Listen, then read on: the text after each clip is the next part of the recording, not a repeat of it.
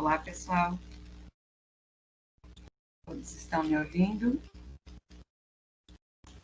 Sim. Tá, então vamos lá. No livro de Boaventura, essa é a parte 2. Então, ele fala das metodologias pós-abissais, né?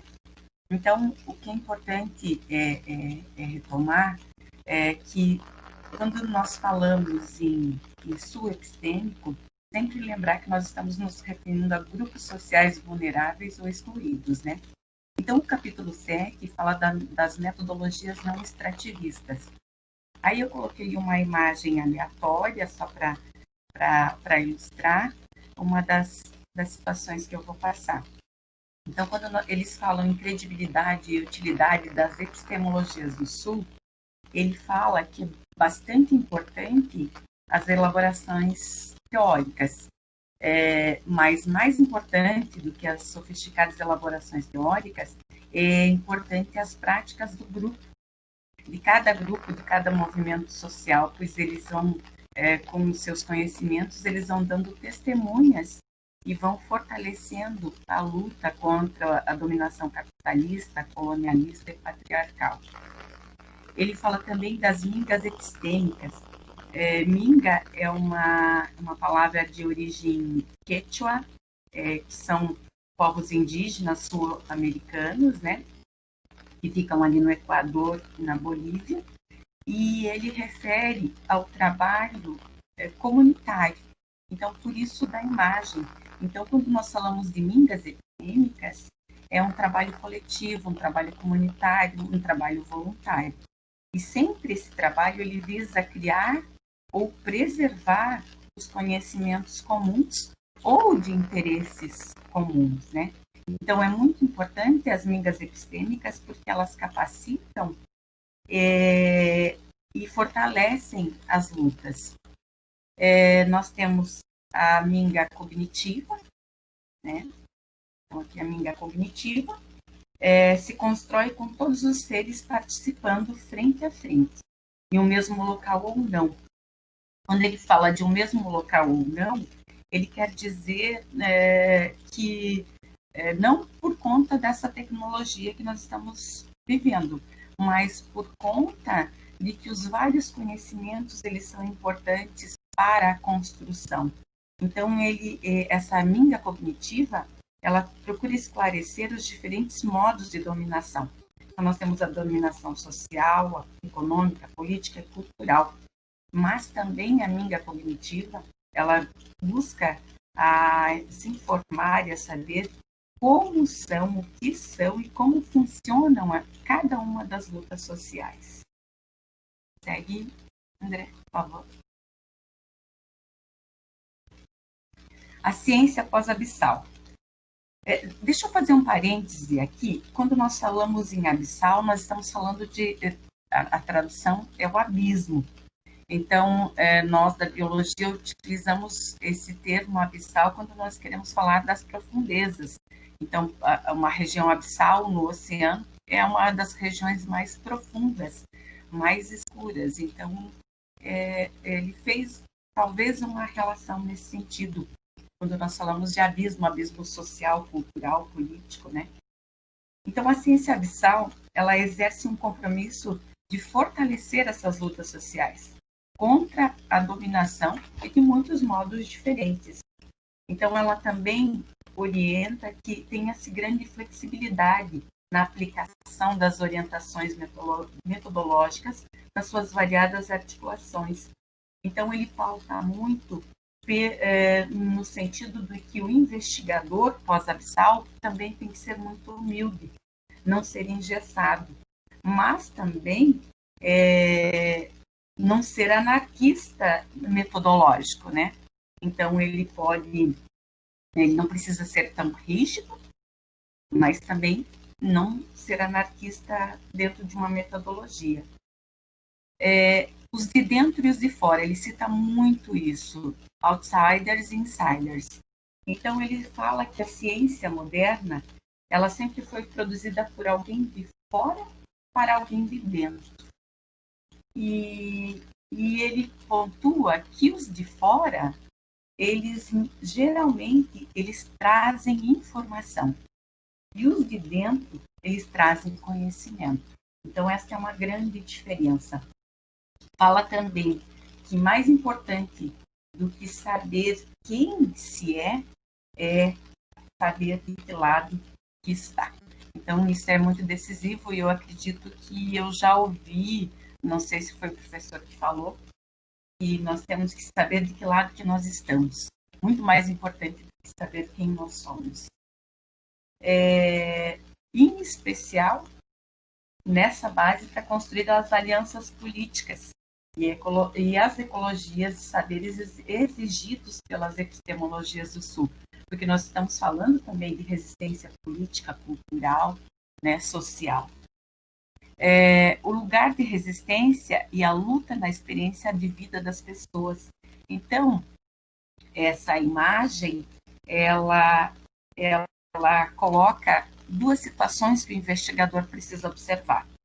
E uma determinada comunidade, ela tem vida social, não é apenas de luta. Então, há momentos de convívio social, como se não houvesse qualquer dominação. E ele pode mostrar que o dominado nunca o é totalmente. Então, me lembra muito da questão dos escravizados, que eram extremamente dominados, mas tinham em seus locais a dança, uma cultura, a religiosidade própria deles. Então, mostra que, apesar de tudo isso, ele não é totalmente dominado. Isso não diminui as injustiças.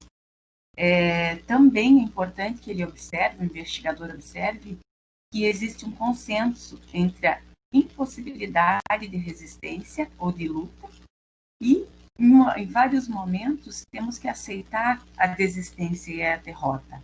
Mas, para o investigador, não deve pensar que é desistência tudo aquilo que não é resistência. Então, eu não estou desistindo só porque eu não estou resistindo.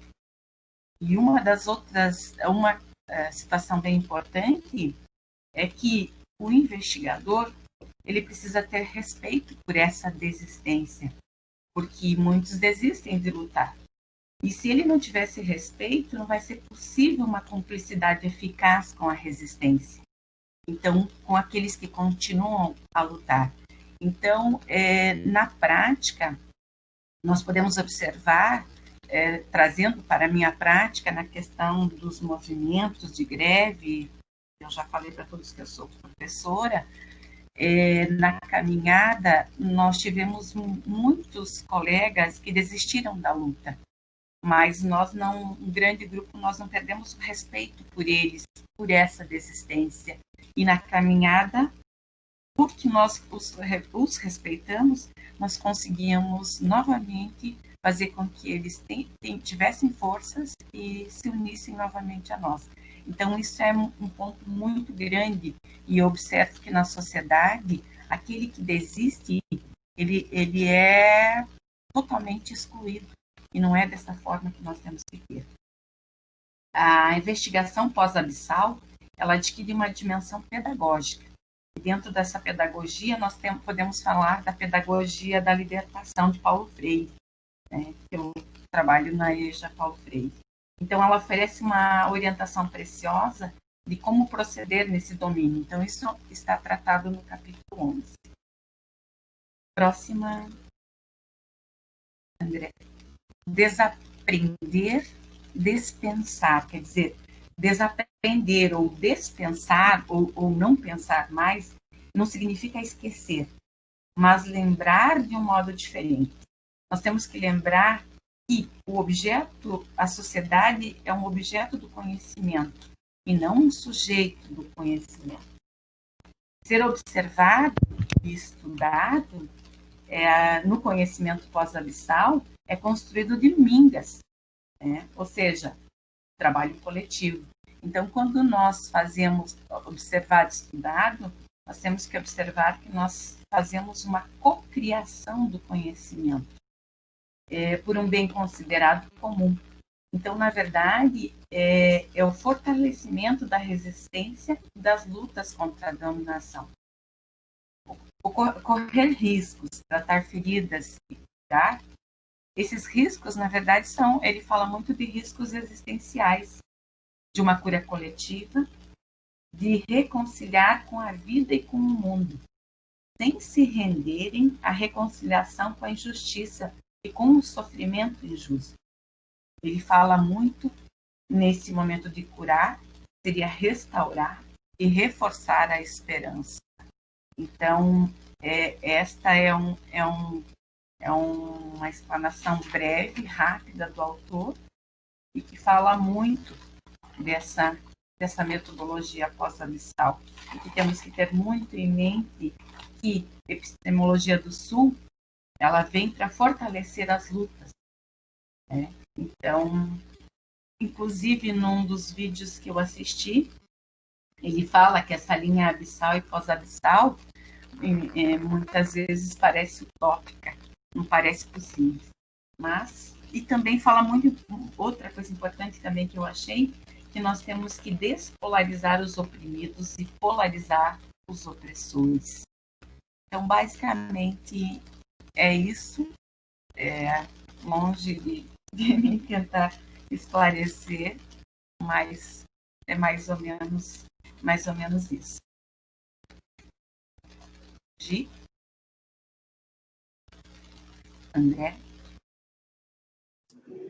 Oi. Eu posso falar um pouquinho da conclusão? E deixa eu só colocar aqui. Bom, então um pouco da conclusão, né? Ele cita esse conceito entre o medo e a esperança. Então a gente está falando muito desse mito da ciência e da técnica, né?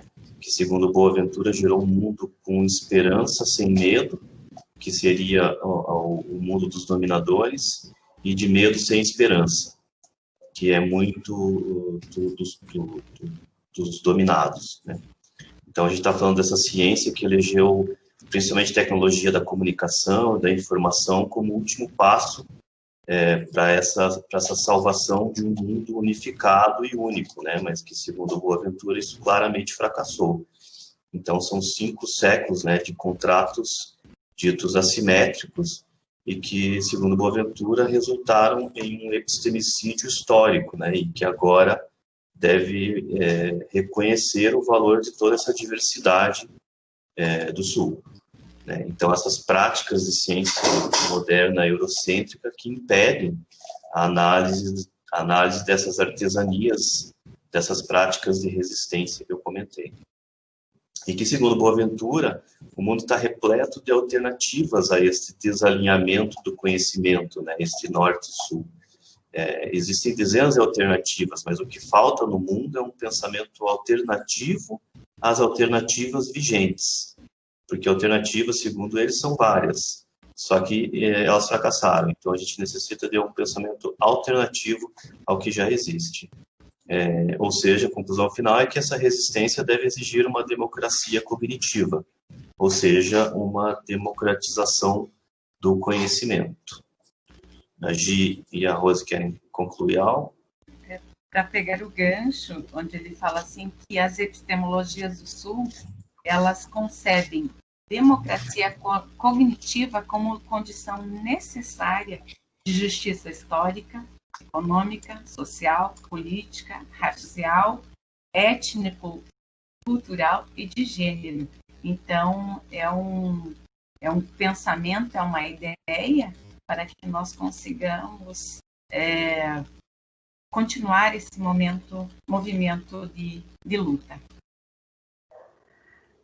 E assim, não tem como a gente não ler, né, essa conclusão de medo e esperança, e sem a gente esquecer, né, que a gente vive há pelo menos 5 meses aí de isolamento social, e o medo e a esperança são os 2 sentimentos que mais preenchem nossos dias, né?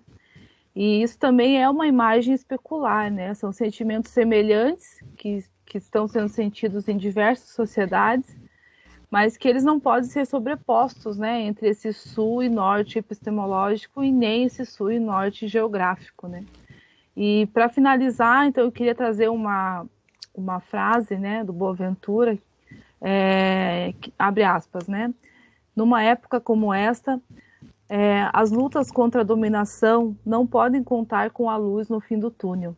Terão de levar consigo uma lanterna portátil, uma luz que, mesmo seja trêmula ou fraca, ilumine o suficiente para que sejam capazes de identificar o caminho como sendo o seu caminho, e assim evitar acidentes fatais.